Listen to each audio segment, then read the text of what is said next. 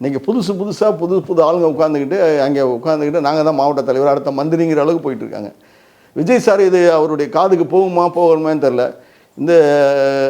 இதெல்லாம் வந்து அவர் நேரடி இதில் வந்து அலசி ஆராய்ஞ்சு யார் பழைய ஆளுங்க அவங்களை கூப்பிட்டு அவர் ஏதாவது உதவி செய்யணும், பேசணும். ஆமாம், எல்லாரையும் கூப்பிட்டு பழைய ஆளுங்களுக்கு வாய்ப்பு கொடுத்தா அவர் நல்லா இருக்கும்னு விரும்புகிறேன் நான். இல்லை சார், புஷி எப்படி உள்ளே வந்தார் அப்படின்னு உங்களுக்கு தெரியுமா சார்? ஆமாம், புஷி ஆனந்த் வந்து ஒரு இப்போ தான் சார் ஒரு 10-15 கத்தி படத்துக்கு முன்னாடி வந்த படத்துக்குள்ள தான் அவர் அறிமுகமாயிருக்காரு.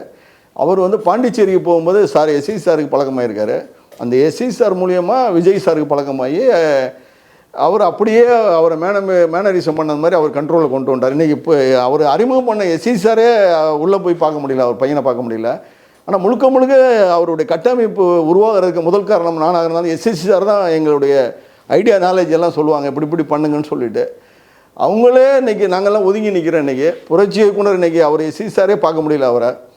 நாளைக்கு மக்களுக்கு இவர் என்ன செய்வார்னு எங்களுக்கும் புரியல. எதனால யாருடைய கண்ட்ரோலில் இருக்காரு? புஷி ஆனந்த் முழுக்க அவருடைய கண்ட்ரோலில் வச்சுருக்காரு இப்போ.